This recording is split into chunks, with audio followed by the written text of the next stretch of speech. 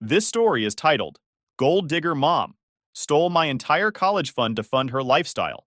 So I did this, and she is begging now. Hey everyone, we put a lot of time and effort into finding these stories to keep bringing you the best content. If you enjoy what I do, it would mean the world if you hit that subscribe button. Your support really makes all the difference and keeps this journey going strong. Thanks so much for being here with me. Now let's start the video. OP starts by saying, Hey Reddit, for some context, I'm a 19-year-old college student who still lives at home with my mom. It's not exactly a dream setup, but with how expensive tuition is, it made sense financially. Plus, I've always been kind of a family-first person, even though that doesn't always go both ways in my family. So, here's the thing. I'm broke. Like, working 2 shifts at a diner to barely scrape by kind of broke. Between classes, I spend most of my time busting my butt at work to save for tuition, books, and hopefully, a chance to transfer to a better school next year. My dream is to study business administration at a university that's out of state, somewhere far away from my current situation. My mom, though, she's 50 and spends most of her time dreaming about her next big move. If you ask her, she's got these big ideas that are always just around the corner. But honestly, she's never really followed through on anything. To give you an idea, in the last 5 years, she's tried selling handmade jewelry, flipping furniture, and even running an MLM. Yes, the boss babe kind. Every single time, it's ended in disaster, and she's just shrugged it off like it's no big deal. Now, I know that might sound harsh, but I promise I've been supportive, probably more than I should be. I've given her pep talks, helped her set up Etsy accounts, even taken photos of her crafts for social media. But the problem is, none of her plans ever seem to stick. She's great at starting things, but once the novelty wears off, she loses interest. And guess who's left picking up the pieces when it all falls apart? That would be me. Even though I don't make much, I've always contributed to the household expenses. I pay for groceries, utilities, and even chip in for random things like Wi-Fi or my mom's endless Amazon orders. It's not ideal, but I figured it was only temporary until I could transfer and get out of here for good. Anyway, a few months ago, my mom sat me down for one of her serious talks. She said she had a brilliant idea for a boutique business she wanted to start. She was so excited, going on and on about how this was going to be her breakthrough and how she'd finally be able to turn our lives around. At first, I was like, okay, cool. I'm glad she's motivated. But then she dropped the bomb. She wanted me to help fund it.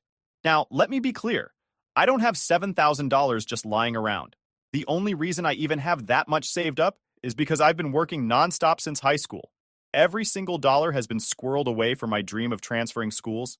This money isn't just savings, it's my future. But my mom didn't see it that way.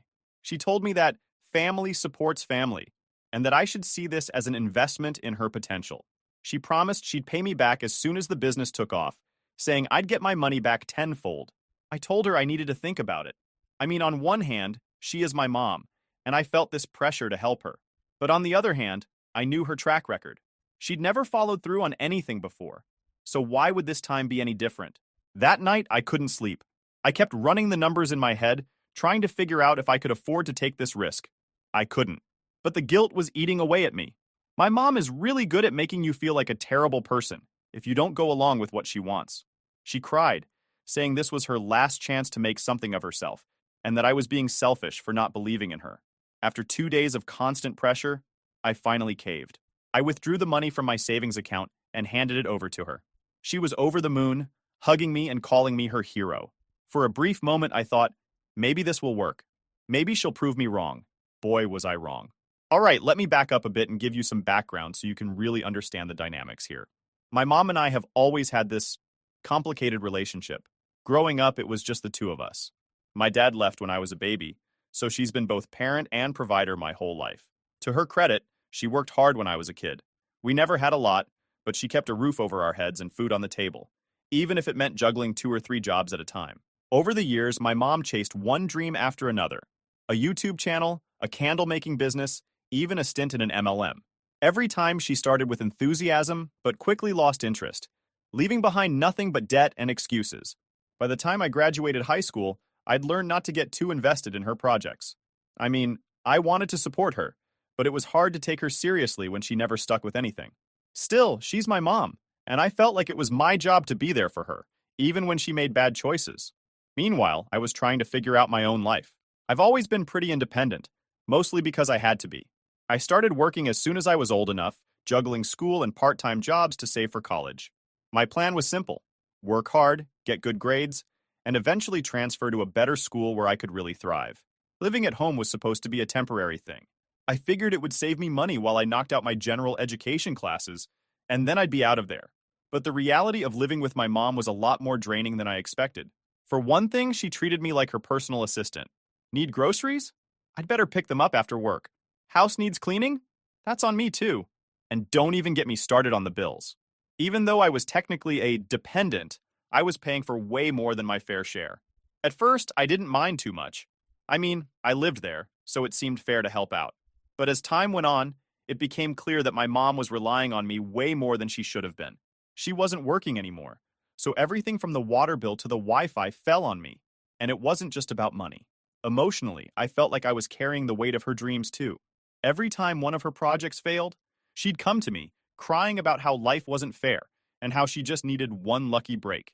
I'd always try to cheer her up, even when I was exhausted from work or stressed about school. But despite all of that, I still believed in my mom. I wanted to believe that she could make something of herself if she just found the right opportunity. So when she came to me with her boutique idea, I thought, maybe this is it. Maybe this time will be different. But it wasn't. So a few weeks after I handed over the $7,000, my mom went into full entrepreneur mode. Or at least, that's what she wanted me to believe. She was constantly talking about her boutique, how it was going to be this chic, one-of-a-kind online store that catered to busy moms who want to look fabulous without breaking the bank. She had a Pinterest board filled with outfit ideas, color palettes, and inspirational quotes like, "Dream big or go home." At first, I'll admit, I was cautiously optimistic. She seemed more focused than she had with her other projects. She talked about finding suppliers, building a website, and even renting a storage unit to keep inventory. It sounded promising. But then the cracks started to show. The first red flag was when she decided to buy a business laptop. Now, don't get me wrong, I understand the need for tools to run a business. But instead of getting something practical, she dropped $2,000 on a top-of-the-line MacBook with all the bells and whistles. When I questioned if that was necessary, she waved me off, saying, "You've got to spend money to make money." The next thing I noticed was the constant flow of Amazon packages. Every day, there was something new: clothing samples, fancy hangers, packaging materials with her logo on them, even a $300 label maker. Our tiny living room started to look like a warehouse. I asked her how much she'd spent so far, and she brushed me off with, "It's all part of the investment." I started to worry when I realized she hadn't actually done anything to set up the business itself. There was no website, no official business registration, no marketing plan, just a pile of random stuff she'd bought. Whenever I asked her about it, she'd get defensive and say, "I'm working on it, okay? These things take time." The breaking point came when I overheard her on the phone with one of her friends. She was talking about how she was planning to use some of the money I'd given her to treat herself for all the hard work she'd been doing. She mentioned booking a spa day and buying a new purse. I confronted her that same night. I told her I was worried that she wasn't using the money the way she'd promised, and that I needed to see some kind of progress. Her reaction? She laughed. She actually laughed in my face and said, "You're acting like I owe you something. Relax, I've got it under control." That was when I realized she didn't see this as a loan at all. To her, it was free money, my money, that she could use however she wanted. Things escalated quickly after that. I started keeping a closer eye on what she was doing, and the more I saw, the angrier I got. She wasn't working on the boutique at all. Most days, she'd sit on the couch scrolling through Instagram or binge-watching some random show on Netflix. If I tried to bring up the business, she'd snap at me, saying I was stressing her out and that Rome wasn't built in a day. I tried to stay calm, but it was impossible. This was my savings, my future, that she was blowing on nonsense. I reminded her over and over that she'd promised to pay me back, but she always had some excuse. "I just need a little more time," she'd say. "Once things get rolling, you'll get every penny back." It wasn't just about the money, though. It was the way she made me feel like I was the bad guy for even bringing it up. She'd say things like, "You don't understand how hard it is to start a business," or, "If you can't trust your own mother, who can you trust?" One day, I found out she had lied about something pretty major. She told me she'd set up a meeting with a potential supplier, but when I asked how it went, she got all cagey. I did some digging and realized she'd never even contacted the supplier. Instead, she'd spent the day at a nail salon. That was the moment I snapped. I told her, flat out, that I wanted my money back. No more excuses, no more delays. I needed the money back in my account, and I needed it now. Her reaction? Pure drama. She started crying, saying I was heartless and selfish for not supporting her dream. She accused me of being ungrateful for everything she'd done for me over the years, like raising me as a single mom. Then she pulled the ultimate gaslight, claiming we'd never agreed on it being a loan in the first place. And that's when she said the words that changed everything. It was a gift. A gift? I couldn't believe what I was hearing. I told her point blank that this was not what we agreed on. I reminded her of the countless times she'd promised to pay me back, but she just rolled her eyes and said, "You're too young to understand how life works." At that point, I realized there was no reasoning with her. She wasn't going to give me my money back, not because she couldn't, but because she didn't want to. She saw it as her money now, and nothing I said was going to change that. For a few days, I felt completely defeated. I'd worked so hard to save that money, and now it was gone, just like that. I tried to focus on school and work, but it was hard not to feel resentful every time I saw her sitting on the couch, doing nothing to fix the mess she'd created. But then I had an epiphany. I didn't have to put up with this anymore.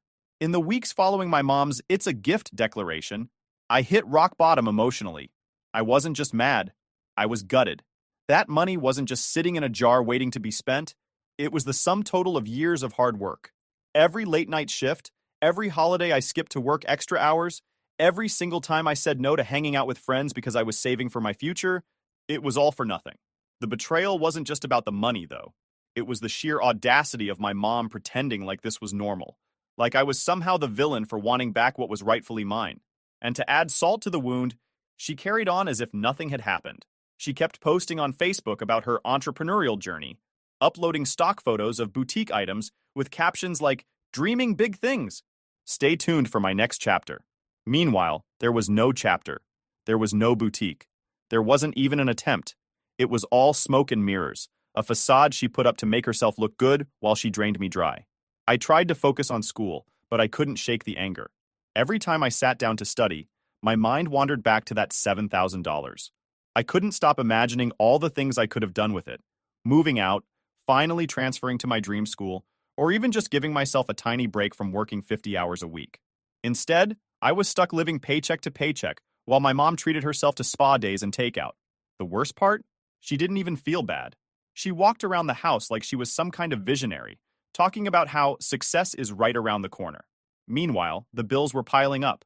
I'd overhear her on the phone with her friends, laughing about how she was manifesting abundance while I was struggling to scrape together enough money to pay for textbooks. The resentment started to eat away at me. It wasn't just about getting my money back anymore. It was about making her feel even a fraction of the pain she'd caused me. I wanted her to realize how much she'd screwed me over, and I wanted her to suffer for it. But revenge wasn't as simple as just confronting her again. She'd already shown me that she didn't take me seriously. Every time I brought up the money, she'd dismiss me or twist the narrative to make herself the victim. If I wanted to get even, I needed to be smarter. The first thing I did was take a hard look at my finances. I realized that as long as I was living under her roof, I was trapped. She'd keep taking advantage of me, and I'd keep letting her because I felt obligated to help. I needed to get out, but moving out wasn't cheap, and I didn't have much left in savings after she took the $7,000. So I started working even harder. I picked up extra shifts at my part-time job, staying late every night and working doubles on weekends. It was exhausting, but I didn't have a choice. Every dollar I earned went straight into a secret account that I opened without telling her. At home, I played along like nothing had changed. I didn't want her to suspect that I was planning my escape. Whenever she brought up her boutique, I'd nod and smile, pretending to be supportive even though it made me sick to my stomach. It took me a couple of months, but eventually I saved up enough to cover a security deposit and the first 2 months of rent for a tiny apartment near campus. It wasn't much, but it was mine, and that was all that mattered. The night I moved out was one of the most surreal experiences of my life. My mom had gone out to dinner with friends, so I took the opportunity to pack up all my stuff. It didn't take long. I didn't own much beyond some clothes, a laptop, and a few personal items. Before I left, I wrote her a note. I kept it short and to the point. Period. Mom, since you believe that family doesn't owe each other anything, I'm taking that to heart. I'm moving out, and I won't be helping with the bills anymore. Don't contact me unless you're ready to pay me back the $7,000 you owe me. Until then, I wish you the best of luck with your business. Your selfish daughter. I taped the note to the fridge and walked out the door without looking back. At first, it felt amazing. I was finally free. Free from her guilt trips, free from her excuses, and free from the crushing weight of living with someone who clearly didn't value me. My new apartment was small and a little run down, but it felt like a palace compared to the emotional prison I'd just escaped. But the reality of living on my own hit me hard. Rent, utilities, groceries, it all added up fast. My full-time job barely covered the basics, and I had to take out a student loan to pay for my classes. There were nights when I'd sit in my tiny apartment, eating instant noodles and wondering if I'd made a mistake. Meanwhile, my mom was blowing up my phone. At first, she acted like nothing had happened, sending me texts about random stuff like, "What do you want for dinner?" Or "Can you pick up milk on your way home?" When I didn't respond, the messages turned passive-aggressive. "I see you're too busy to talk to your mother." Then, finally, the guilt tripping started. "I sacrificed so much for you, and this is how you repay me?" I ignored every message. If she wasn't willing to pay me back, then she wasn't worth my time. But ignoring her didn't make the pain go away. I still felt like I'd lost a part of myself, like she'd taken more than just my money. She'd taken my trust, my faith in family, and my belief that she'd ever truly care about me as much as I cared about her. And that's when I decided that getting even wasn't enough. I didn't just want her to feel bad. I wanted her to hurt. The idea for my revenge came to me in the quiet of my apartment one night, as I stared at the stack of overdue bills on my table. My mom had always operated on the assumption that I'd be there to bail her out, whether it was financially, emotionally, or otherwise. She saw me as her safety net, someone she could take advantage of without consequence. But what if I removed that safety net entirely? I knew her weakness. She depended on appearances. My mom was obsessed with how people saw her. In her world, she was the selfless, hardworking single mother who did everything for her ungrateful daughter. But what if I exposed the truth? What if I let everyone in her life see the real her? The manipulator, the liar, the person who stole $7,000 from her own child. I started small. First, I contacted the few friends she still had, the ones she constantly bragged to about her boutique. I casually mentioned that I had moved out because my mom had taken my college savings under the guise of starting a business and then refused to pay me back. I didn't embellish or exaggerate, I just told the truth. The reactions were immediate. One of her friends, who I'd known since I was a kid, actually apologized to me. She said she had no idea my mom had done that and promised to confront her about it. Another friend stopped returning her calls altogether. It was petty, sure, but it felt good to poke holes in the perfect image my mom tried so hard to maintain. Next, I took things online. My mom was big on Facebook, posting motivational quotes, pictures of her work-in-progress boutique, read piles of junk she'd bought, and updates about her journey. So I wrote a post of my own. I didn't name her directly, but it wasn't hard to figure out who I was talking about. I laid out the facts. Period. My mom had taken $7,000 of my hard-earned savings, money I'd been saving for years to transfer schools. She promised it was a loan and swore she'd pay me back, only to later claim it was a gift. She hadn't made a single effort to start her business, instead using the money to fund her own luxuries. I ended the post with this period. I've moved out and cut ties for now, not because I don't love her, but because I refuse to let her take advantage of me any longer. Family is supposed to support each other, not exploit each other. I hope she learns that before it's too late. The post blew up. People shared it, commented on it, and even messaged me privately to offer support. A few people who knew my mom personally reached out to say they were shocked and disappointed in her. Others, strangers mostly, told me they'd gone through similar situations and encouraged me to stay strong. My mom saw the post within hours. She called me, screaming about how I'd humiliated her and ruined her reputation. She said I was destroying the family and that I'd regret it. But for the first time, her words didn't affect me. I wasn't scared of her anymore, and that was just the beginning. I knew my mom was financially struggling without me helping with the bills, so I decided to hit her where it hurt. Remember all those Amazon packages she'd been ordering? The ones she'd put on a credit card in my name without telling me? Yeah, I found out about those when I checked my credit report. At first, I was furious, but then I realized I could use it to my advantage. I reported the charges as fraudulent and filed a police report. I also froze my credit and notified the card company that my mother had been using it without my permission. The fallout was brutal. The card company canceled her account and sent her a notice demanding immediate payment of the balance, over $4,000. She tried to play it off, claiming it was a misunderstanding, but there was no getting around it. Her credit score tanked, and she was forced to pay back every penny. By this point, my mom was desperate. Her boutique dream was dead in the water, her friends were ghosting her, and her finances were in shambles. She started calling me daily, leaving voicemails that ranged from tearful apologies to angry rants about how I'd ruined her life. I ignored every call. One day, though, she showed up at my apartment unannounced. She looked rough, like she hadn't slept in days. She begged me to let her in, saying she just wanted to talk. Against my better judgment, I opened the door to her tearful face. But this time, I wasn't sure if I could forgive her.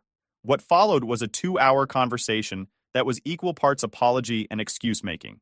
She admitted that she'd messed up, but insisted that she'd only taken the money because she thought it would make our lives better. She cried, saying she missed me and didn't know how to fix things. For a moment, I almost felt bad for her. Almost. But then I remembered all the sleepless nights, the stress, and the sheer betrayal I'd felt because of her actions. I told her the truth, that I didn't trust her anymore, and that if she really wanted to fix things, she needed to start by paying me back. All of it. No excuses, no delays. Until then, I couldn't have her in my life. She promised she would, but I wasn't holding my breath. Revenge might not fix everything, but it sure as hell felt good. Thanks for sticking with me through this, Reddit. I'll keep you updated if anything changes, but for now, I'm just trying to move forward. Update. Hey Reddit, I wanted to give you all an update since so many of you commented and messaged me after my original post. First off, thank you for all the support, advice, and even the tough love. It really helped me see things clearly during a pretty dark time. So here's where things stand now. Period. About a week ago, I got a call from an unknown number. I don't usually answer those, but something told me to pick up. Turns out it was my mom. Calling. From jail. Apparently, after I moved out, her financial situation went from bad to worse. Without my help covering the bills, she fell behind on rent, utilities, and pretty much everything else. To make matters worse, she maxed out multiple credit cards, trying to manifest abundance. Read, buy random crap off Amazon, and couldn't keep up with the payments. When the debt collectors came knocking, she tried to ignore them. But here's where things get wild. In a last-ditch effort to fix her situation, my mom got involved in some shady get-rich-quick scheme. I don't have all the details, but from what I've gathered, it involved fraudulent checks and some kind of identity theft. Long story short, she got caught, and now she's facing some serious charges. She called me from jail, crying and begging for my help. She said she needed bail money, $10,000 to be exact, and that I was the only person she could count on. She went on and on about how she'd learned her lesson, how jail had been a wake-up call, and how she was ready to turn her life around. For a split second, I felt a pang of guilt. I mean, this is my mom we're talking about. But then I remembered all the times she manipulated me, took advantage of my kindness, and betrayed my trust. I thought about the $7,000 she stole from me, the sleepless nights, the constant stress, and how she never once truly apologized for any of it. I took a deep breath and told her the truth. I said, "Mom, I hope this really is a wake-up call for you, but I can't help you. Not this time. You need to figure this out on your own." She lost it. She started screaming about how I was abandoning her and how she sacrificed everything for me as a single mom. She even threw in some guilt-trippy lines about how family should stick together no matter what. But you know what? I didn't budge. I calmly told her that this wasn't my responsibility. I reminded her that she's the one who made these choices, and it's up to her to face the consequences. I said I hoped she'd use this time to reflect and come out a better person, but that I wasn't going to bail her out, literally or figuratively. Then I hung up. Since that call, I've been dealing with a mix of emotions. Part of me feels guilty. I mean, she's still my mom, and I don't want her to suffer. But another part of me knows this is exactly what she needs. She's spent her whole life avoiding accountability, and maybe this is the only way she'll finally take responsibility for her actions. I don't know what's going to happen with my mom. Maybe she'll finally hit rock bottom and make a real change. Or maybe she'll keep blaming everyone else for her problems. Either way, I've made peace with the fact that I can't save her. She has to want to save herself. When I was pregnant, my cruel mother-in-law kicked me out of the house and locked the door behind me. She demanded that I transfer this $5 million house to my husband, threatening that I should prepare for divorce otherwise. My husband stood with his mother and did not support me. When I refused, they threw all my belongings out of the house, pushed me back, and said, "Go away." I felt helpless and left the place. I decided on revenge. I secretly created a plan and took both of them to court, but the court's decision shocked everyone. My name is Lily, and I've always believed that independence was the cornerstone of a fulfilled life. At 35 years old, I was proud of my accomplishments as a real estate agent in suburban Denver. I had worked hard to build my career and save up for my beautiful home, which I bought for $5 million. It was more than just a house to me. It was a testament to my dedication and a symbol of the life I had envisioned for myself. I had always dreamed of a loving marriage. So when I met Ryan, a 38-year-old tech consultant, everything felt right. He was charming, intelligent, and seemed to appreciate my ambition. Our wedding day was a celebration I had long awaited, but little did I know that it would mark the beginning of a dark chapter in my life. On the day of our wedding, I was overwhelmed with joy, but I couldn't shake the feeling that something was off with Ryan. As I walked down the aisle, I noticed a distant look in his eyes. I brushed it off as typical wedding nerves. After all, we were about to embark on a new life together, or so I thought. After the ceremony, we moved into my home, excited to start our married life. At first, everything felt perfect, but as the days turned into weeks, I began to feel a shift. Ryan became increasingly passive, and his mother, Margaret, a 65-year-old retired schoolteacher, started visiting unannounced, offering critiques about everything from my cooking to my home decor. "Lily, dear, have you thought about changing the curtains? They clash with the sofa," she would say, her voice dripping with condescension. I wanted to say something back, to defend my choices, but I held my tongue. After all, Ryan was my husband, and I thought it was just the way families interacted. Maybe I was overreacting. I tried to brush off her comments, but they began to eat away at my self-esteem. I started to question my decisions, my taste, and even my worth as a wife. One afternoon, I sat with Ryan, hoping to express my feelings. "You know, I love our home, but your mom's comments are starting to get to me. Can we talk about setting some boundaries?" I asked, searching for understanding in his eyes. He sighed, looking away. "She's just trying to help, Lily. Family sticks together. You know how mothers are." I felt a wave of disappointment wash over me. Was my happiness in this marriage going to be compromised by his mother's opinions? I chose to keep quiet, hoping things would get better with time. The real turning point came unexpectedly. One evening, after a long day at work, I returned home to find Margaret standing in my living room, suitcases piled around her. "This is my son's house, too," she announced, as if I should have expected her. I stood frozen, my heart racing. "Margaret, what are you doing here?"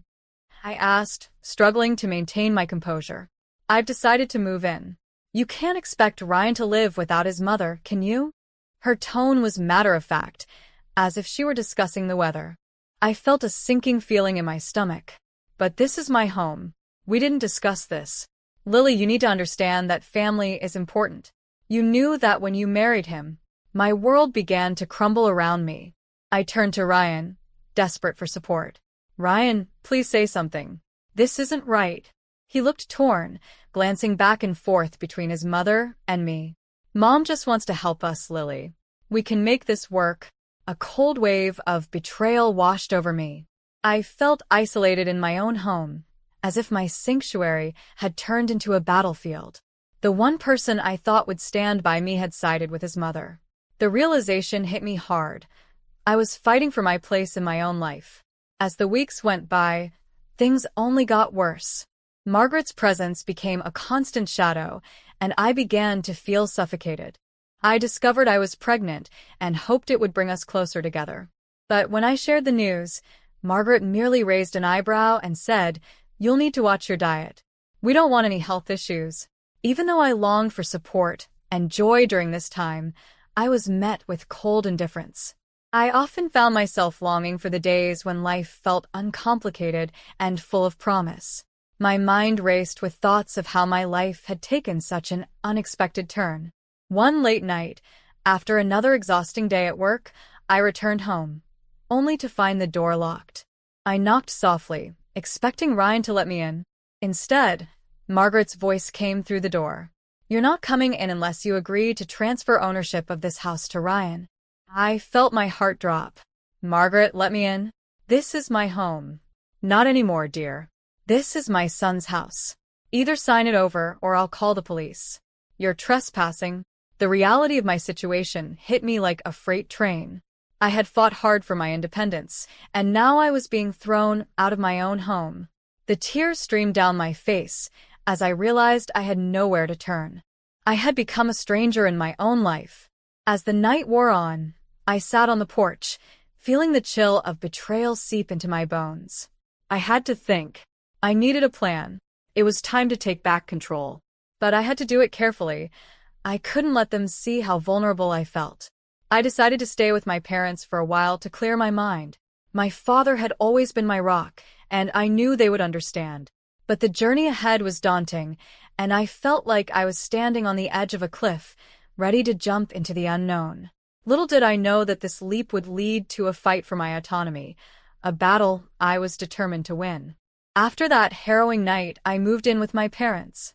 Their house felt comforting, filled with memories of my childhood, yet I couldn't shake the feeling of defeat that loomed over me. My father, a retired police officer, and my mother, a caring homemaker, welcomed me with open arms, but I knew I had to confront my situation head-on. "Lily, you can stay as long as you need," my mom said, wrapping me in a warm hug. "We'll figure this out together."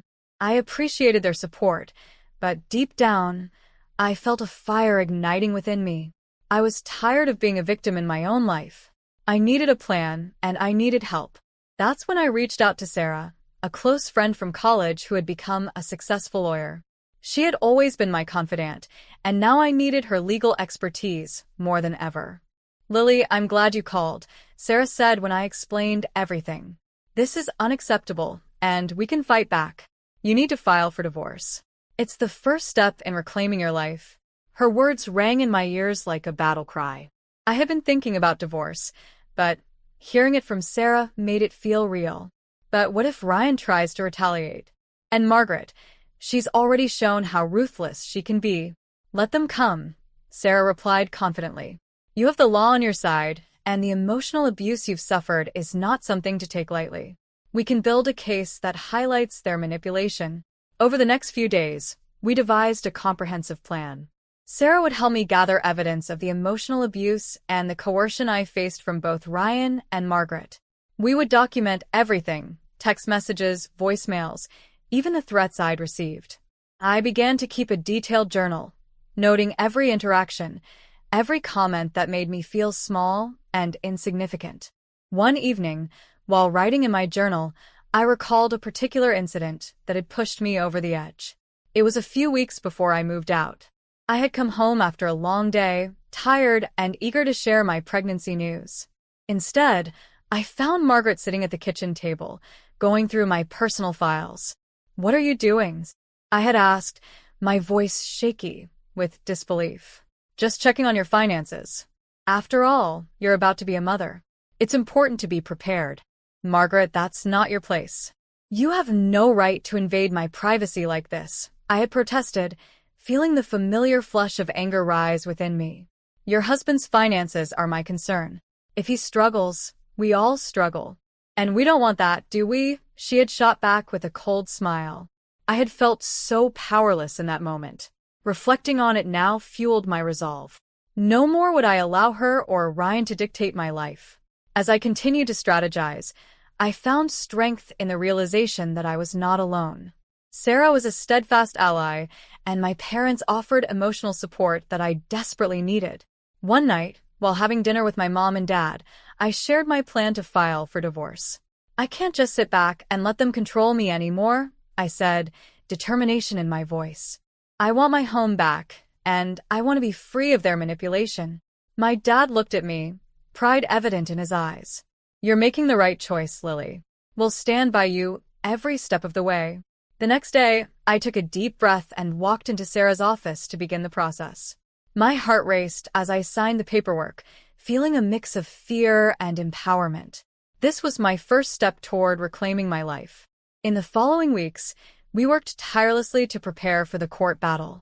Every day was a whirlwind of emotions as I gathered my evidence and prepared my testimony. I felt like a soldier gearing up for war. Then, the day of the hearing arrived.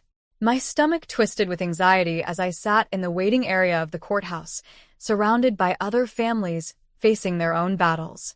My palms were sweaty, and I could feel my heart pounding in my chest.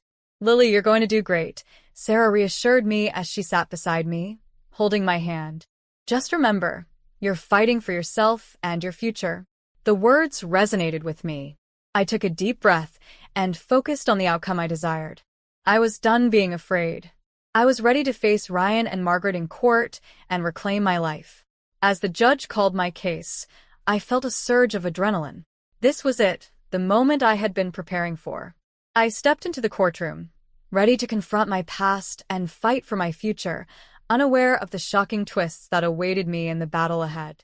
As I stepped into the courtroom, I felt the weight of my decision pressing down on me. The atmosphere was tense, filled with the murmur of other cases and the distant sound of a gavel striking. My heart raced as I caught sight of Ryan and Margaret seated at the front.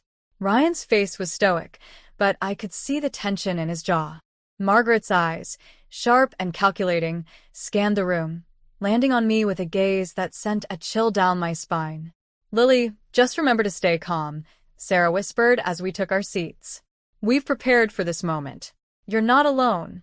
The judge, a middle-aged woman with an air of authority, entered the room, and everyone rose. As she took her seat, I felt my resolve strengthen. This was my opportunity to lay bare the manipulation and emotional abuse I had endured. The proceedings began with the judge asking for an overview of the case. Sarah stood and presented our argument succinctly, detailing my struggles with Ryan and Margaret. She highlighted the emotional distress I had faced, framing it within the context of my pregnancy and my right to live freely in my own home. "Your Honor," Sarah began, "my client, Lily, is here today to reclaim her life from the grasp of her husband and mother-in-law, who have systematically tried to control her. We have evidence of emotional abuse and coercion that we believe warrants immediate action." I glanced at Ryan, who remained expressionless, but I noticed the way his fingers gripped the edge of the table. Margaret, on the other hand, seemed unfazed, a sly smile playing at the corners of her mouth as she leaned in closer to Ryan. As the hearing progressed, I felt a mix of fear and determination. My stomach churned as I listened to Ryan's lawyer present his side of the story, painting me as an unfit wife who was trying to alienate her husband from his family. "Lily is exaggerating her claims to gain control over their shared assets," he argued. But I was prepared. When it was my turn to testify, I stood up and took a deep breath, glancing over at Sarah, who nodded encouragingly. I was excited to marry Ryan and build a life together. I began, my voice steady. But almost immediately, I felt like a stranger in my own home. His mother moved in without my consent and began to dictate how I should live my life. I was locked out of my home after a long day of work, and when I tried to discuss my feelings with Ryan, he chose to support his mother over me. I shared the story of that night when Margaret had locked me out, detailing the threats she made and the helplessness I felt. I could see the judge leaning forward, her expression attentive. "I never imagined that I would be fighting for my home and my autonomy," I continued, my emotions surging. "This isn't just about property. It's about my identity and my future as a mother. I refuse to raise my child in an environment where I am constantly belittled and controlled." After I finished, there was a moment of silence in the courtroom. The judge scribbled notes, and I could see Ryan's expression faltering. I felt a wave of empowerment wash over me. I had spoken my truth. As the hearing wrapped up, the judge turned to Ryan and Margaret. "You both need to understand the gravity of this situation. The emotional well-being of a mother and her child is paramount." As we left the courtroom, Sarah squeezed my hand. "You did incredibly well, Lily. I think we have a strong case." But as I walked out, I caught sight of Ryan and Margaret whispering to each other, their expressions tense and angry. My stomach dropped. I knew they wouldn't give up without a fight. The looming threat of retaliation hung heavy in the air, but I was ready. I had faced my fears, and no matter what happened next, I was determined to protect myself and my future child. Little did I know, the real battle was far from over. The next twists in this saga would challenge everything I thought I knew about betrayal and revenge. The days following the court hearing were filled with a mix of anxiety and anticipation. I felt like I was on a tightrope, balancing between hope and fear. Sarah and I continued to prepare for the next steps, but I could sense the tension brewing between Ryan and Margaret. They were not the type to back down easily. Then, a week later, I received a call from Sarah. "Lily, we need to meet. There's something important I want to discuss."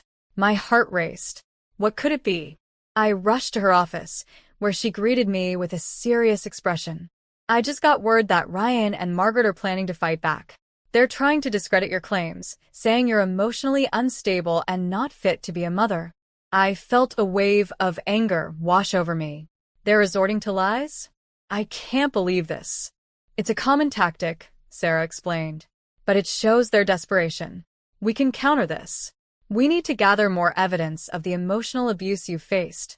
That night, I sat down to write in my journal, recalling moments that had chipped away at my sense of self. I remembered times when I was belittled, undermined, and treated as if I were invisible. With each word, I felt stronger. I was no longer the timid woman Ryan and Margaret thought they could control. The following week, I received a formal notification for another court appearance. My anxiety heightened, but I was determined to face whatever lay ahead. This time, I would not just defend my case. I would stand tall and fight for my future and my child's well-being. When the day arrived, I felt a mix of fear and determination as I walked into the courtroom. Ryan and Margaret were already seated, their expressions hardened. I could sense the animosity between us. But I was ready. Sarah presented our case once again, emphasizing the emotional turmoil I had endured and how it affected my pregnancy. I had gathered text messages from Margaret, which contained her insults disguised as concerns. I watched as the judge reviewed the evidence, her brow furrowing in concentration. When it was my turn to speak, I took a deep breath and faced the judge. "Your Honor, I'm not here to tear apart a family. I'm here to reclaim my life and ensure a safe environment for my child. I cannot allow my mother-in-law to dictate my existence any longer." As I spoke, I could feel the support from my parents who were sitting in the back. Their presence fortified me. I shared the most painful moments, revealing how I felt trapped and controlled, how I was locked out of my home, and how my very identity was being stripped away. The atmosphere in the courtroom shifted. I could see the judge's expression change as she absorbed my words. When it was Ryan's turn to speak, he stumbled over his arguments, seeming less confident than before. Margaret, however, was unyielding, trying to manipulate the situation, but her tactics were losing power. Finally, after a long and exhausting session, the judge called for a recess. As we stepped out, I felt drained but hopeful. A couple of hours later, the judge returned to deliver her verdict. Based on the evidence presented and the testimonies, I find that Lily has been subjected to emotional abuse and manipulation. Therefore, I am granting her full custody of her child and sole ownership of the house. Ryan and Margaret will face penalties for their actions. The words felt like a weight lifting off my shoulders. Relief flooded through me, but I also felt a twinge of sadness for the family I once thought I had. As I exited the courtroom, Sarah hugged me tightly. "You did it, Lily. You fought for your rights, and you won." With a smile, I whispered, "I did it because I believed I deserved better." In the following weeks, I moved back into my home, reclaiming my space. It felt like a fresh start. I painted the walls, redecorated, and filled my days with preparations for my baby. I was ready to embrace single motherhood and build a life free from the shadows of the past. Looking back, I realized that betrayal had not broken me. It had forged me into a stronger person. I had learned the power of standing up for myself and reclaiming my identity. I was no longer just a victim. I was a survivor. As I cradled my growing belly, I whispered promises to my unborn child.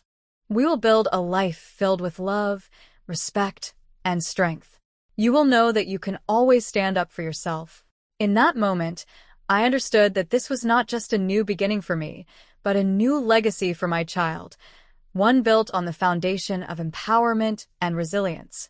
I was ready for whatever came next.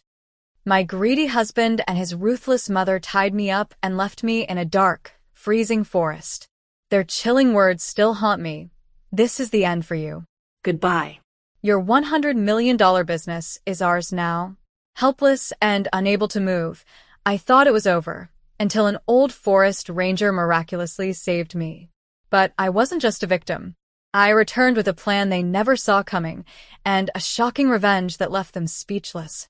My name is Samantha. I am 28 years old, a businesswoman based in New York City. I have always been ambitious, determined to build a successful career, and I thought my life was finally complete when I married Ethan, the man I believed was my soulmate.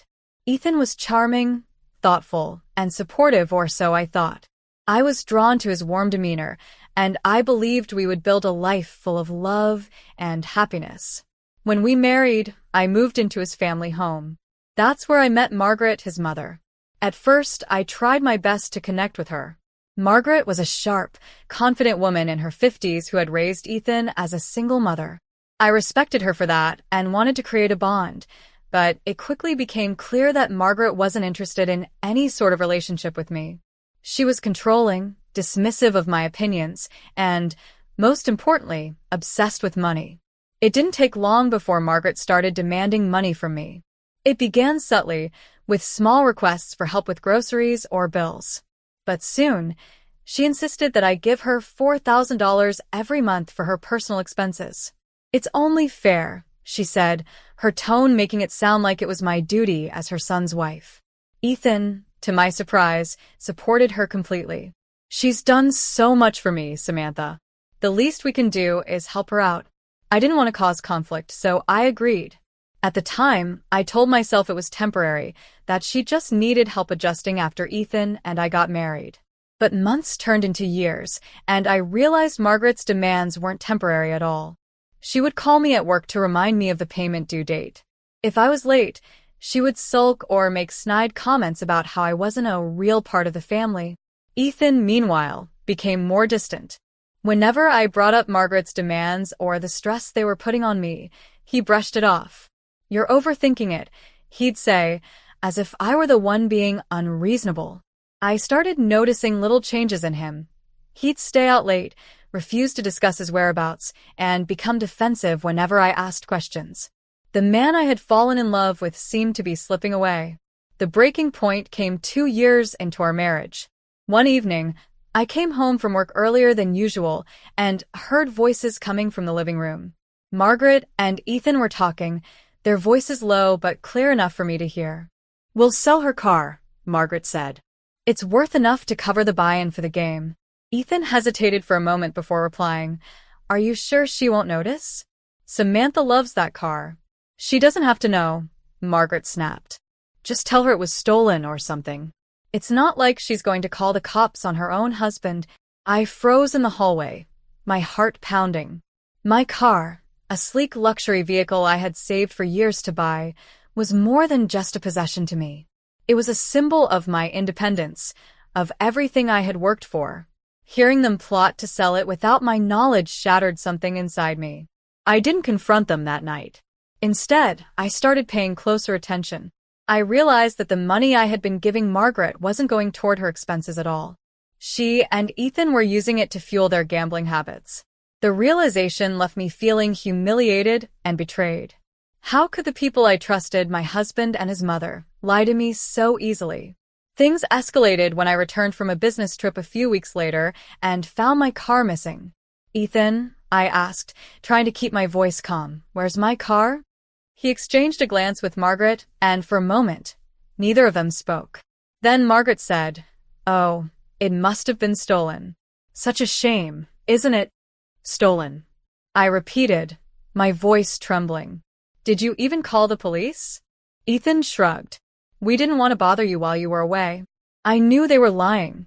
My hands shook as I demanded answers, and when they refused to admit the truth, I finally snapped. "You sold my car, didn't you?" I shouted. "You're nothing but thieves." Margaret's face twisted with anger. "How dare you speak to us like that?" she spat. "You've been nothing but a burden since the day you moved in." Before I could respond, Ethan grabbed my arm. "That's enough, Samantha," he said, his voice cold and unfamiliar. "You need to calm down." But I couldn't. I was furious, hurt, and terrified all at once. The argument escalated until Ethan and Margaret did something I never thought they were capable of. Together, they overpowered me, tied my hands, and forced me into their car. My screams and pleas went unanswered as they drove me deep into the woods. When they finally stopped, they dragged me out and left me there, alone and terrified, before speeding off into the night. I lay on the cold forest floor, my body aching, my mind racing. How had my life come to this? Was this really the man I had married? And Margaret, how could a mother be so cruel? As I stared up at the dark sky, one thought burned in my mind. I would not let this be the end of my story. This betrayal wouldn't destroy me. It would only make me stronger. I lay in that cold, dark forest for what felt like hours. My wrists were raw from the ropes, and my body ached from being thrown out of the car, like I was nothing. My mind was a whirlwind of emotions, fear, anger, and disbelief. How could Ethan and Margaret do this to me? My husband, the man who promised to love and protect me, had left me for dead. I refused to give in to despair. Survival was my only focus. Summoning what strength I had, I managed to loosen the ropes binding my wrists. Once my hands were free, I sat up and scanned my surroundings. The forest was eerily quiet, the only sounds coming from the rustle of leaves and distant animal calls. I had no idea where I was, but I knew I couldn't stay there. After stumbling through the woods for what felt like an eternity, I saw a faint light in the distance. As I got closer, I realized it was coming from a small cabin. Relief washed over me, but I was still cautious. I knocked on the door, my hands trembling, and a man answered. He was tall, in his early 40s, with a rugged appearance that suggested he spent most of his time outdoors. "What happened to you?" he asked, his voice filled with concern. I need help," I said, barely able to get the words out. "They left me in the woods." "Come in," he said immediately, stepping aside to let me enter. "My name's Daniel. I'm a forest ranger. You're safe here." Daniel gave me water and a blanket as I told him what had happened. I didn't go into all the details, just enough for him to understand that my husband and his mother had done this to me. His expression hardened as I spoke. "No one has the right to treat you like that," he said firmly. "You don't deserve this." His kindness brought tears to my eyes. For the first time in what felt like forever, I felt like someone genuinely cared. Daniel let me stay the night at his cabin, and the next morning, he drove me to a nearby town where I could contact someone I trusted. That person was my younger brother, Michael. Michael and I had always been close, and I knew I could count on him. When I called him and told him what had happened, he was furious. "I'm coming to get you right now," he said, his voice shaking with anger. "Don't worry, Sam. We'll fix this." True to his word, Michael arrived within hours and took me back to his apartment in Boston. He didn't bombard me with questions. He just made sure I was comfortable and safe. Over the next few days, as I recounted everything to him, the money Margaret had demanded, the gambling, the missing car, and how they left me in the woods, Michael listened quietly, his jaw clenched. "They're not going to get away with this," he said when I finished. "We're going to make them pay." Michael's words sparked something in me. For too long, I had let Ethan and Margaret control me, manipulate me, and take advantage of my kindness. But now, with Michael by my side, I felt a renewed sense of strength. It was time to take back my life. Michael and I started by hiring a private investigator. We needed proof, solid, undeniable evidence of Ethan and Margaret's crimes. The investigator worked quickly, uncovering financial records that showed where my money had gone. It was all there, thousands of dollars spent on gambling, with no trace of the so-called expenses Margaret had claimed. The investigator also found video footage of Ethan and Margaret at various casinos, laughing and drinking as they squandered my hard-earned money. As the evidence piled up, my anger grew. But I knew we couldn't act impulsively. Michael reminded me to be patient, that we needed to have everything in place before confronting them. While the investigator worked, I decided to take matters into my own hands as well. I reached out to people who knew Ethan and Margaret, neighbors, acquaintances, even a few of Ethan's colleagues. Some of them had witnessed their gambling habits firsthand, but had never thought to intervene. One of Ethan's coworkers even admitted that Ethan had borrowed money from him to cover gambling debts. It wasn't just about gathering evidence. It was about building a case strong enough to ensure they couldn't worm their way out of it. I wasn't going to leave any stone unturned. As the weeks passed, I started to feel more like myself again. I was still angry and hurt, but I was channeling those emotions into something productive. Michael was my rock through it all, always there to support me and remind me of why I was fighting. "You deserve better than this, Sam," he would say. "And you're going to get it." The final piece of the puzzle came when the investigator uncovered the sale of my car. The documentation showed that Ethan had signed the paperwork, with Margaret listed as a witness. They had sold it to a private buyer for a fraction of its value, just to get quick cash for a poker game. When I saw the proof, I felt a mix of rage and satisfaction. They had lied to my face, stolen from me, and left me for dead. But now, I had everything I needed to bring them down. It was time to take the next step. Michael and I compiled all the evidence and contacted the police. When we handed over the files, the officer reviewing the case looked stunned. "This is serious," he said. "We'll start the investigation immediately." As we left the station, I felt a sense of relief. For the first time in months, I felt like justice was within reach. But I also knew this was just the beginning. Ethan and Margaret had underestimated me, but they were about to learn that I wasn't someone they could betray and walk away from. The day Michael and I filed the police report marked the beginning of a new chapter in my fight. It wasn't just about what Ethan and Margaret had done to me. It was about standing up for myself, reclaiming my dignity, and ensuring they were held accountable. But even with the police now involved, I knew I had to stay strong and see this through. Over the next few weeks, the police conducted their investigation. They reviewed the evidence we had provided, the financial records, the videos of Ethan and Margaret gambling, and the documents proving the sale of my car. They also interviewed people who had witnessed their behavior. Each piece of evidence added weight to the case, making it harder for Ethan and Margaret to deny their actions. One morning, I got a call from the lead detective handling my case. "Samantha," he said, "we're ready to move forward. We have enough evidence to make arrests." Hearing those words sent a wave of relief through me, but it was mixed with anxiety. I couldn't predict how Ethan and Margaret would react when they realized their game was up. Still, I knew this was the only way to finally free myself from their control. The arrests happened quietly.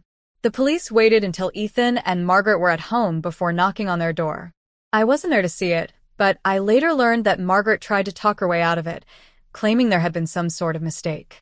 Ethan, on the other hand, looked shocked and confused, as if he couldn't believe this was happening.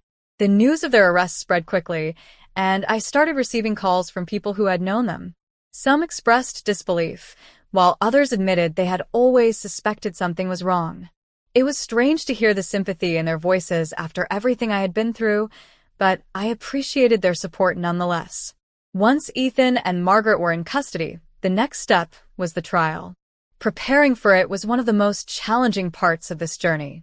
My lawyer walked me through the process, explaining what to expect and how to present my side of the story. I had to relive every painful detail, the lies, the theft, and the moment they left me in the forest. It was emotionally exhausting, but I reminded myself that this was necessary to ensure justice. On the day of the trial, I felt a mix of nerves and determination. I walked into the courtroom with Michael by my side, feeling his reassuring presence. Ethan and Margaret were already there, sitting with their lawyer. Ethan wouldn't look at me, but Margaret's gaze was cold and defiant, as if she still believed she could manipulate her way out of this. The prosecution presented the evidence we had gathered. The financial records were laid out for the court to see, showing how my money had been drained to fund their gambling habits. The investigators' report detailed the sale of my car, with Ethan's signature as undeniable proof. Video footage of Ethan and Margaret at various casinos played on a screen, their carefree smiles a stark contrast to the pain they had caused me. When it was my turn to testify, I felt the weight of everyone's eyes on me. I took a deep breath and began to speak, telling the court about my experience in my own words. I explained how Margaret had manipulated me into giving her money, how Ethan had supported her every demand, and how their betrayal had escalated to the point of leaving me for dead. "I trusted them," I said, my voice steady despite the lump in my throat. "I trusted my husband, and I tried to respect his mother. But they saw me as nothing more than a source of money, someone they could use and discard when I was no longer convenient." As I spoke, I saw Ethan shift uncomfortably in his seat. Margaret's expression didn't change, but I could tell she was furious.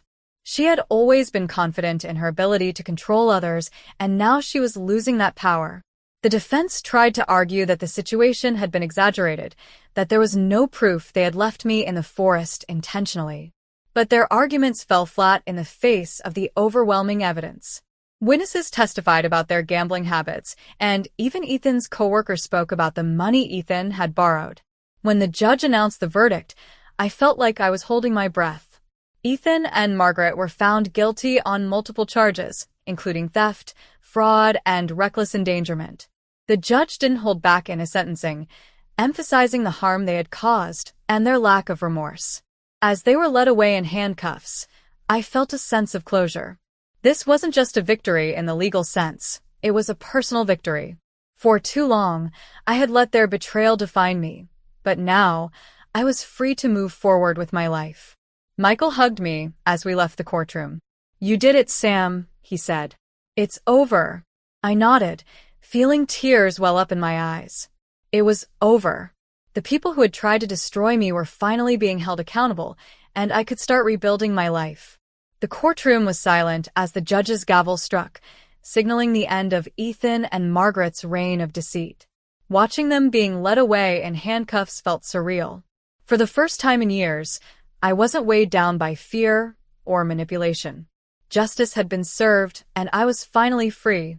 As Michael and I walked out of the courthouse, I felt a sense of calm I hadn't experienced in years. But it wasn't just relief, it was empowerment. I had fought for myself, stood up to the people who had betrayed me, and emerged stronger. "Are you okay, Sam?" Michael asked as we got into his car. I nodded, smiling for the first time in what felt like forever. "I'm more than okay. I feel like I can finally breathe." Over the next few weeks, I began to rebuild my life. With Ethan and Margaret in prison, I no longer had to endure their demands or their lies. But the emotional wounds they left behind would take time to heal. I started therapy to process everything I had been through, and it helped me rediscover parts of myself that I thought I had lost. I realized that their betrayal didn't define me. It was a chapter in my life, but not the whole story. Michael continued to be my biggest supporter. He offered me a place to stay in Boston while I figured out my next steps. I was hesitant at first. I had always been fiercely independent, and relying on others didn't come naturally to me. But Michael reminded me that it was okay to lean on people who truly cared. "Sam, you're not alone in this," he said one evening as we sat in his living room. "You've always been there for me. Let me be here for you now."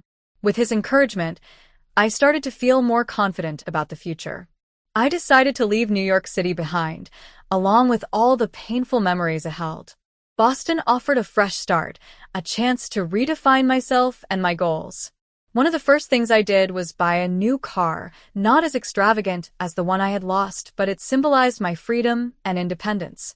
Driving it for the first time felt like reclaiming a piece of myself. I also threw myself into my work.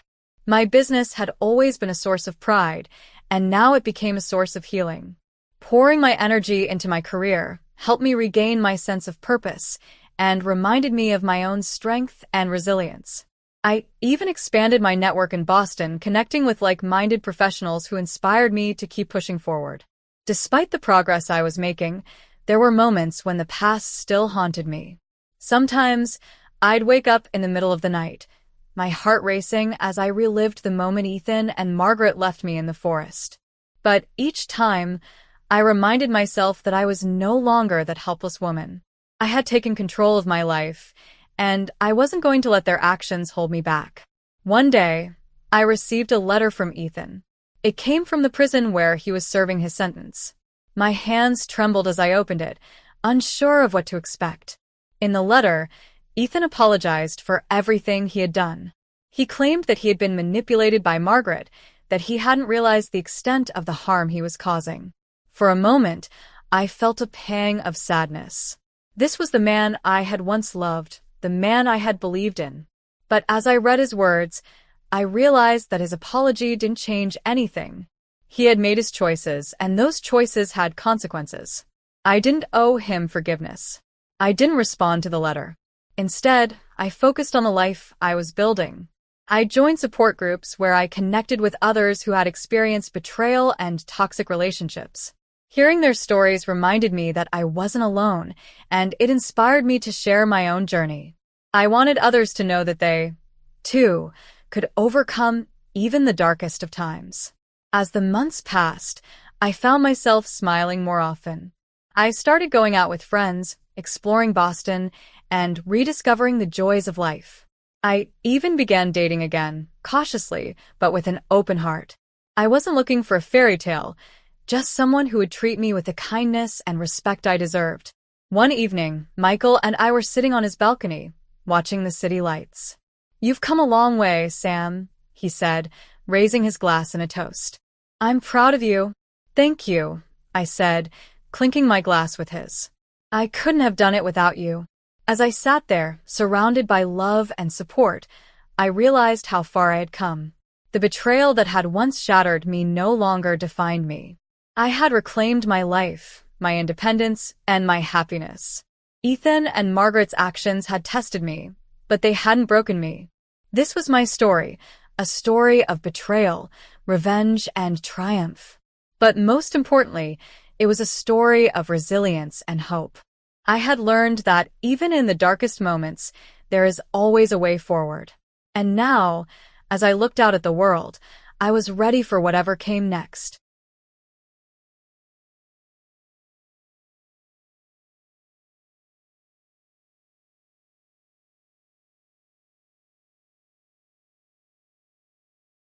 This story is titled, My Mom and Stepdad Disowned Me and Left Me Out of the Will to Favor My Stepbrother. Now years later, they're begging for my help. Hey everyone! Before we jump into today's video, I need your help. We've noticed the channel is losing some traction, and subscribing is one of the best ways you can support us. It's quick, free, and it helps us keep bringing you awesome content. Your support means the world. Let's keep this channel growing together. Thanks so much. Now let's start the video. Hey Reddit! Never thought I'd be sharing my story here, but here we are. This one's been sitting with me for a while, and honestly, I'm still processing everything. Writing it out might help, so here we go. I'm not even sure where to begin, but I feel like I need to get this out. My life flipped completely when I was 14, and even now, years later, I'm still trying to process everything. Maybe writing it out will help. So here's the thing. My mom, Lisa, married my now stepdad, Steve, when I was 14. Before that, it had just been the two of us for as long as I could remember. My dad passed away when I was 7. Heart attack, completely unexpected. I didn't really understand what was happening at the time, just that one day he was there, and the next he wasn't. My mom tried her best to keep things together after that. She worked long hours as a receptionist at a dentist's office, and still somehow managed to be home in time to help me with homework or cook dinner. We weren't rolling in money, but we made it work, and for a while it felt like we were a team. When Steve came into the picture, everything started to change. He wasn't anything special, just a guy my mom met through a coworker. He worked random construction jobs and liked to talk a big game about all the projects he was working on, though I never saw him stick with anything for long. My mom, though, was completely smitten. "He's dependable," she'd say, or "he makes me laugh again." After years of watching her struggle, I think she just wanted someone to lean on. I get that now, but at the time, all I saw was some guy moving into our house and trying to act like he belonged. And then there was Tyler, Steve's 17-year-old son. He wasn't just part of the deal, he was a deal breaker, at least for me. From the moment he walked in, it was clear he wasn't interested in being part of a family. Tyler came with an attitude, a stack of bad habits, and zero respect for the fact that this had been our home first. At first, I told myself we'd adjust, that this was just new for all of us. But it didn't take long to realize that wasn't going to happen. Guess who was my biggest problem back then? Yes, Tyler. He was a lot. He had this cocky attitude like he was doing us a favor just by existing. He'd leave his shoes in the middle of the living room, dirty dishes in the sink, and trash everywhere. The worst part? Steve acted like Tyler could do no wrong. If something went missing or got broken, the one who got blamed is obviously me. One time, Tyler borrowed my headphones without asking and then left them in his gym bag, where they got smashed. When I told Steve, his exact words were, "Well, maybe you shouldn't leave your things lying around." I felt my face burn with frustration. I didn't say anything, but that night I moved all my important stuff into my backpack and started carrying it with me everywhere. If they weren't going to respect my things, I'd make sure they didn't get the chance to ruin anything else. It wasn't just the headphones, it was the principle. How could someone casually destroy my things and still look so smug, like it was his right? And why did no one ever call him out on it? The worst part was my mom watching from the kitchen, silent as always. I wanted her to defend me, to say something, anything, but all I got was the usual blank stare. I think that was the theme of those years. Be the bigger person. Tyler would throw these loud parties while Steve and my mom were out, and I'd get yelled at for not cleaning up after his friends. The next morning, I left the mess exactly as it was. Sticky floors, empty cups, and all. When Steve and my mom came home, I was sitting in the kitchen, calmly eating cereal. Steve shot me a glare and muttered something about responsibility, but I didn't flinch. Let them clean it up for once. Then came something I didn't expect. My mom and Steve announced they were expecting a baby a few months after getting married. When they announced the baby, Steve's grin stretched so wide it was like he'd already won Dad of the Year. My mom beamed, clutching his arm like this was the best thing to ever happen. Meanwhile, I sat frozen at the dinner table, picking at my food and swallowing the lump in my throat. This wasn't joy. It was a warning. Another reminder that there was no room for me in this new family. Once the baby Ethan was born, it didn't take long for things to shift, and not in my favor. Suddenly, the house turned into a baby center. Steve and my mom were constantly running around, baby-proofing everything, while the rest of us were expected to just adapt. I started noticing little changes at first. A crib being assembled in the living room, stacks of diapers lining the hallway, and boxes of baby supplies taking over the kitchen counter. Then, one evening after dinner, Steve made an announcement. "We're going to need to rearrange some things for the nursery," he said, glancing in my direction. "It just makes sense for us to use the bigger room." I froze. I knew exactly what he meant. My room was about to be taken from me. The next weekend, Steve and my mom barged into my room armed with boxes and trash bags. "We'll just move your things into the guest room." As they hauled my stuff out of my room like a bad eviction scene, Steve kept tossing out lines about family sacrifices. If anyone was sacrificing here, it sure wasn't the guy stealing my room for a crib. It felt like a robbery. They barged in like amateur movers on a tight deadline, shoving my stuff into boxes and dismantling my room before I could even process what was happening. At least thieves have the decency to do it when you're not home. I just stood there, frozen, gripping the doorframe, as my world shrank into a cold, dark room down the hall. I spent the rest of the day hauling my things down the hall to the guest room, while they transformed my old room into the perfect nursery. Getting booted to the guest room was like being sent to the penalty box in my own house. No desk, no shelves, and the heater barely worked. Guess I should have been grateful they didn't shove me in the garage. When I tried to set up my study materials, Steve came in and told me to keep the clutter to a minimum, because the room needs to stay tidy. Well, now we have Tyler, the golden boy who could do no wrong, and Ethan, the new center of attention. Meanwhile, I was just there. I tried to talk to my mom about it once, but she got defensive and said I was being selfish. "This is your family now," she said. "You have to make it work." But it never worked. Steve treated me like a nuisance. Tyler was a constant source of stress, and my mom was too busy trying to keep everyone happy to notice how miserable I was. By the time I was 15, I'd figured out that no one in the house was going to look out for me. My mom was too caught up in keeping Steve happy. Steve had no interest in me unless it was to point out something I'd supposedly done wrong. And Tyler? He was just doing his thing, acting like a king in a house I didn't even feel like I belonged in. So, I adapted. I stopped trying to fit into their version of a family and started focusing on getting through each day. I wasn't defiant or rebellious. I wasn't sneaking out or breaking rules or anything like that. I just made myself invisible as much as I could. School became my safe zone. I joined every club that would take me to keep myself busy. I stayed after school to work on projects or hang out in the library. One day after one of these clubs, Mr. Jacobs, our advisor, stopped me randomly. "You know, you've got potential, Ethan," he said, tapping a stack of papers on his desk. "But you've got to think bigger. Don't let your circumstances limit you." I didn't tell him about my home life, but I guess he felt that there's something off about me. But the way he said it stuck with me. At that time, I started imagining a future beyond that house. one where I could finally breathe. Sometimes I'd even just wander the hallways, killing time so I wouldn't have to go home. When I wasn't at school, I'd crash at my friend Jamie's house. His parents were cool about it, and I think they could tell something was off with my situation, but they never pried. Home wasn't just uncomfortable, it was suffocating. Tyler made sure of that. He'd blast his music so loud the walls shook, invite his friends over to play video games until the middle of the night, and hog the bathroom in the morning so I was always late getting ready. Steve didn't care. If anything, he encouraged it. Tyler's a teenager, he'd say. Like that was some kind of excuse for him to act like a jerk. There was one night that sticks with me. I came home around 8:30, exhausted after a long day at school and work. I'd started working part-time at a local coffee shop to save up for, well, I didn't know what yet, but I knew I needed money to get out eventually. Anyway, I got home, and there was a note on the counter. It said, "Went to dinner, back late. There's leftover spaghetti in the fridge." That's it. My mom, Steve, Tyler, and Ethan had all gone out for a nice dinner, and they didn't even think to invite me. I wasn't surprised exactly, but it still hurt. It was just more proof that I wasn't really part of their family. After that, I stopped caring about trying to connect with them at all. What was the point? I lost it finally when Tyler threw one of his infamous parties while Steve and my mom were out of town. I'd been looking forward to a rare weekend of peace and quiet, but instead, the house turned into a zoo. Random people I'd never seen before were everywhere. On the couch, in the kitchen, even in my room. When I tried to kick them out, some guy just laughed and said, "Chill, dude, it's just a party." The next morning, my room was trashed.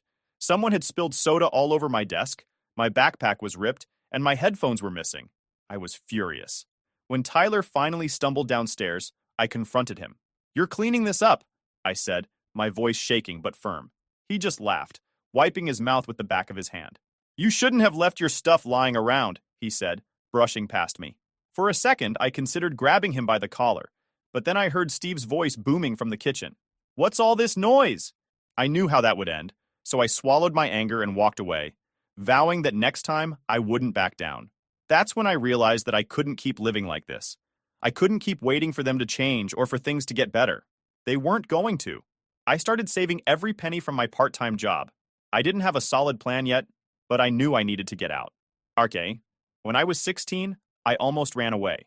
I packed a bag with clothes and whatever cash I'd saved from my part-time job and made it as far as the bus station before reality hit me. I had nowhere to go. I sat there for hours, watching buses come and go, before finally trudging back home. No one even noticed I was gone. That was the moment I realized I needed a real plan. By the time I turned 18, I'd been mentally planning my escape for years. Every shift at my part-time job, every spare dollar saved, was about one thing: leaving that house and finally feeling free. I didn't tell anyone my plan. Not my mom, not my friends, no one. It felt safer to keep it to myself, like speaking it out loud would somehow jinx it. I didn't just want to leave, I needed to. Every time Steve or Tyler barked an order or left a mess for me to clean, it felt like a countdown. Each shift at the coffee shop wasn't just about earning money, it was about buying back my freedom, one paycheck at a time. And whenever Steve made his snide remarks about pulling my weight, I'd silently smile, knowing I was pulling more than my share. I stopped explaining myself and stopped trying to please them. Every ignored comment felt like a small victory, proof that I was done playing their game. My deadline wasn't arbitrary. Steve had been hinting at charging me rent as soon as I turned 18. If you're old enough to work, you're old enough to pay your way, he'd said with that smug grin I'd come to hate. I wasn't about to give him another excuse to control me. If I was going to pay rent, it was going to be for my own place. So I'd found a tiny apartment close to my college. It wasn't much, but it gave me freedom. The hard part was breaking the news. I waited until my birthday. I figured if I was officially an adult, it'd be harder for them to argue. So I prepared myself to have a decent conversation with them. That night, I went to my room and found that Tyler had left the living room in absolute chaos. Trash thrown everywhere and, as always, Steve acted like it was my responsibility to clean it up. "You're part of this family, Ethan," he'd said, standing there doing nothing while I picked up after Tyler. "Sometimes you've got to pull your weight." That was it. I reached my limit. I dropped the trash bag on the floor and said, "You know what? I'm done. I'm moving out." The room went silent for about 2 seconds before Steve burst out laughing. That same smug, "Oh, really? You think you're ready to live on your own? You can't even keep this house clean," he said, gesturing at the mess Tyler had made. "You'll be back in a month begging to come home." I turned to my mom, hoping, stupidly, that she'd back me up. She just sat there, folding laundry, avoiding my eyes. Mom, I said, my voice shaking. Seriously? You're just going to sit there and let him talk to me like that? She sighed, finally looking up. Ethan, this is a big decision. Are you sure you're ready for this? Ready? I yelled. I've been ready for years. I've been dealing with this crap since the day Steve and Tyler moved in. I've been their maid, scapegoat, and invisible roommate all rolled into one. If they think I'm sticking around for more of it, they're delusional. And you want to ask if I'm ready? No, Mom. The question is, why haven't you stood up for me? Ever? Her face crumpled, and for a second, I thought she might actually apologize. But instead, she said softly, I didn't want to make things harder for anyone. I laughed bitterly. Harder for who? Tyler? Steve? 'Cause it sure as hell hasn't been easy for me. Steve, of course, couldn't keep his mouth shut. Oh, here we go. Poor Ethan, always the victim. Grow up. Life's tough, kid. You're not special. I grabbed my bag and headed for the door, my heart pounding with rage. You know what? Keep the house. Keep the family dynamic. Keep it all. I'm done. I'll figure it out on my own, and guess what? I'm never coming back. I didn't wait for a response. I slammed the door behind me, cutting off whatever Steve was yelling as I walked out into the night. For the first time in years, I felt free. But I was furious it had to come to this. The first night in my new place was weird. The silence was almost too much after years of living in a house full of noise and chaos. I sat on the floor eating takeout because I didn't have a table yet, just wondering if I'd made a mistake. But deep down, I knew I hadn't. This was what I needed. A chance to breathe. To live without constantly being blamed or overlooked. Over the next few weeks, I settled into a routine. No one told me to clean up after them. No one stole my stuff. And no one blamed me for things I didn't do. It was peaceful, and I started to realize how much I'd missed that. I didn't cut contact with my mom completely, but I kept my distance. We'd text occasionally, and she called a couple of times, but our conversations were surface level. She never asked about my apartment or how I was doing, and I didn't volunteer much. Steve and Tyler? They didn't reach out at all, which was honestly fine by me. There was one time, though, when my mom called late at night. I picked up, thinking something was wrong, but she just wanted to talk. She sounded off, like she wanted to say something but couldn't find the words. Finally, she said, Ethan misses you. He keeps asking where you are. I didn't know how to respond. I missed Ethan too. He was just a kid after all. But I couldn't go back to that house, not even for him. Tell him I miss him too, I said. And that was the end of the conversation. Moving out was the best decision I ever made. It wasn't easy, and it didn't magically fix everything, but it gave me the space I needed to figure out who I was outside of that toxic environment, until my life shifted to a completely new level. One evening, seemingly out of nowhere, my mom called again. This time, she came with news. Steve's been working on his will, she said, like she was mentioning a passing detail. He just wants to make sure everything's sorted. I didn't say anything at first, unsure where this was going. After a pause, she continued, He's decided to leave most of it to Tyler and Logan. It's just easier that way. I wanted to laugh, cry, scream, anything to release the knot building in my chest. Even in death, Steve made sure I knew where I stood. Second best. An afterthought. I wanted to ask my mom why, to demand an answer. But there it was. Clear, definitive, and somehow still a slap on the face. I'd never expected anything from Steve, but hearing it laid out so plainly hit harder than I thought it would. It wasn't about the money. It was about what it represented. Even after all these years, I wasn't part of the family. I never had been. I forced myself to keep my voice steady. I understand, I said simply. My mom hesitated. You know, this doesn't change anything about how we feel about you, she added quickly, her words rushed and insincere. It's just paperwork, Ethan. It doesn't mean anything, but it did mean something. Everything, really. I didn't argue. I just let the conversation drift into safer topics until we hung up. But the damage was done. That call lingered with me for days, a reminder of where I stood in their lives. After that, I stopped picking up her calls for a while. It wasn't out of spite, I just couldn't bring myself to deal with it. Instead, I focused on what I could control: work, school, my own life. I took on extra shifts, joined a study group to keep up with classes, and kept my head down. Living on my own was tough, but it was simple. If something broke, I fixed it. If bills piled up, I worked more hours. It wasn't easy, but it was mine, and that was worth more than anything Steve could have left me in his will. Irfi, Life carried on and slowly started feeling like I had some stability. Then, out of nowhere, I got a letter from a law firm. At first, I thought it was some kind of mistake or scam. I didn't recognize the name on the envelope, and it wasn't like I had a lot of dealings with lawyers. I opened it, and there was a letter. The letter was straightforward. My great-aunt Megan, someone I barely remembered meeting as a kid, had passed away. She'd left me as her sole heir. I didn't even know she was still alive, let alone that I was in her will. The letter instructed me to contact the lawyer handling her estate to go over the details. At first, I didn't take it seriously. I assumed it was some sentimental heirloom maybe, or an old photo album. I didn't call the lawyer right away. At first, I told myself it could wait. School was hectic, and my energy was stretched thin. But deep down, I knew the truth. I was scared to see what Megan had left me, because it would mean facing everything I'd been running from. The family who never really saw me. The sacrifices I made for people who didn't care. It wasn't just about the inheritance.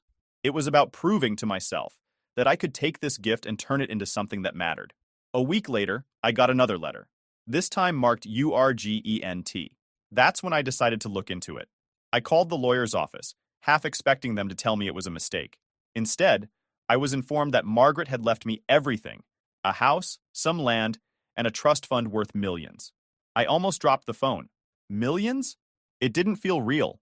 The lawyer asked if I could come to the office to sign some paperwork and discuss the details.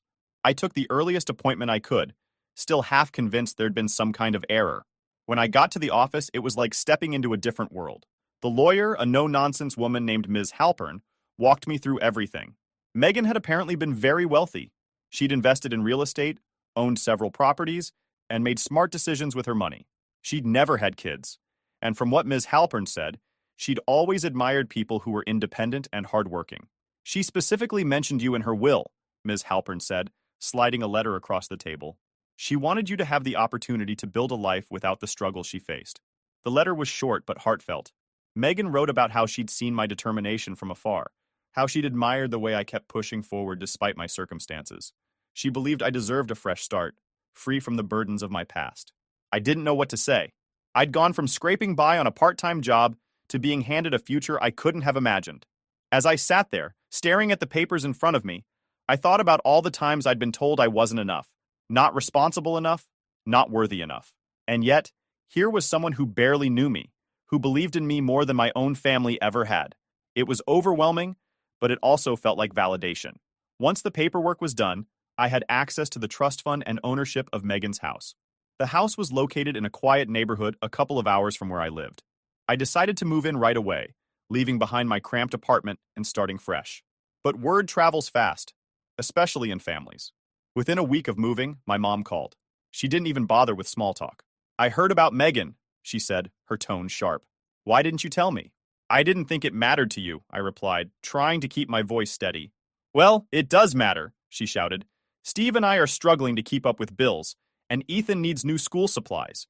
You've got more than enough to help." I was stunned. It hadn't even been 2 minutes into the conversation, and she was already asking for money. "Mom, I haven't even figured out what I'm doing with all this yet," I said. "You don't need to figure anything out," she said quickly. "Just help your family. It's the right thing to do." I told her I'd think about it, but I already knew my answer. I wasn't going to hand over money to people who'd ignored me for years, especially Steve and Tyler. The calls kept coming. First, it was my mom, pleading and guilting me about family responsibilities. Then Steve called, acting like he suddenly cared about me. He went on and on about how family sticks together, and how I was in a position to give back. Even Tyler chimed in, sending me texts about how he was trying to get his life together and just needed a little help. The last push came when Steve showed up at my door unannounced. I opened it to find him standing there, all smiles, holding Ethan's hand. Ethan looked confused, like he didn't even know why he was there. "Can we talk?" Steve said, stepping inside before I could answer. I crossed my arms, staying by the door. "What do you want?" He launched into a speech about how hard things had been lately, and how I could really make a difference for the family. "We're not asking for much," he said, smiling like he thought that would help. "Just enough to get us back on our feet." I cut him off. "You've got some nerve showing up here like this. Where was all this concern when I was living in a closet and blamed for everything?" Steve's smile disappeared. "That was a long time ago. This is about the future." "No, this is about you trying to take advantage of me," I said. "I'm not giving you anything. You need to leave." He tried to argue, but I wasn't having it. I told him to get out, and when he refused, I threatened to call the police. That finally got him moving. After Steve showed up at my door with his guilt trip speech, I realized I couldn't keep any part of them in my life. Not my mom, not Steve, and definitely not Tyler. They weren't just toxic, they were relentless. It wasn't enough to ignore their calls or texts. They always found a way to claw back in, trying to manipulate me into giving them something. I knew that if I didn't put a hard stop to it, they'd never leave me alone. The first thing I did was meet with my lawyer again. I explained the situation in full, and they suggested taking legal measures to protect myself. We filed a no-contact order against Steve specifically, citing his unannounced visit as harassment. It was a harsh move, but one I didn't regret for a second. Blocking their numbers and social media wasn't enough. I changed my phone number entirely. I didn't tell anyone except a few trusted friends. I even had my address removed from public records using a privacy service, so they couldn't find me again. I didn't want to live looking over my shoulder, waiting for the next ambush. My mom tried every angle to stay in my life. She emailed me from different accounts, leaving guilt-laden messages about abandoning family and how much Ethan misses you. At first, I'd skim them just to see what new tactic she was trying. Then, I stopped opening them altogether. She switched to calling my friends, trying to get them to talk to me. My closest friend, Jamie, told me she'd called him crying, saying, "You need to convince him to talk to his mother." Jamie shut her down. "If he doesn't want to talk to you, that's his decision," he told her, and then blocked her number. That's when I realized I needed to cut ties completely. Not just with my mom, but with everyone connected to her.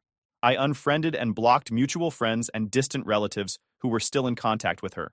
I wasn't going to give her a single avenue to reach me. One day, she sent me a letter through the mail. I don't know how she found my new address, but there it was, her handwriting on the envelope, plain as day. Against my better judgment, I opened it. The letter was exactly what I expected, a mix of guilt, manipulation, and entitlement. She wrote about how hard things were for her and Steve, how Ethan was struggling in school, and how I was being selfish for not helping. She ended it with, "You'll regret this one day when we're gone." That sentence pissed me off more than anything else. For years, I'd been the one they ignored, belittled, and used. And now she had the audacity to act like I was the one abandoning them. I shredded the letter and threw it in the trash. Then, I called my lawyer and asked them to send a formal cease and desist letter. If they tried to contact me again, I'd pursue legal action. The silence that followed was blissful. No calls, no emails, no letters. For the first time in years, I felt like I could finally move forward without them dragging me down. It wasn't easy at first. Cutting off my mom, especially, was complicated. There were moments when I'd wonder if I'd gone too far. But then I'd think about all the times I'd been made to feel like I didn't matter. When they shoved me into a tiny room, when Tyler trashed my stuff, when Steve blamed me for everything, and when my mom just stood by and let it all happen. I reminded myself that cutting ties wasn't about punishing them. It was about protecting myself. They'd made it clear who they were, and I wasn't going to waste any more of my life hoping they'd change. The only person I even considered reconnecting with was Ethan. He was just a kid, and I didn't want to blame him for the actions of the rest of the family. He'd written me a letter once, apologizing for asking me for money and saying he missed me. It was genuine, and I could tell he wasn't part of the manipulation game his parents and Tyler played. But reconnecting with him meant opening a door to the rest of them, and I wasn't ready to do that. Maybe someday, when Ethan's older and can reach out on his own terms, we can talk. For now, though, I need to keep that door shut. These days, I don't think about them much. I've built a life I'm proud of, a good job, a few close friends, and a sense of peace I never had growing up. Cutting ties wasn't easy, but it was the best decision I ever made. Walking away wasn't just survival. It was an upgrade. For years, I'd been running on fumes, but now I finally had the chance to hit reset. My life, my rules. Family isn't just about blood, it's about the people who show up for you. And if they weren't going to be those people, I'd find others who would. Thank you for sticking with me through this long post. Writing all this out has been both exhausting and freeing. And honestly, I wasn't sure if anyone would actually read it. If you've made it this far, I really appreciate you taking the time.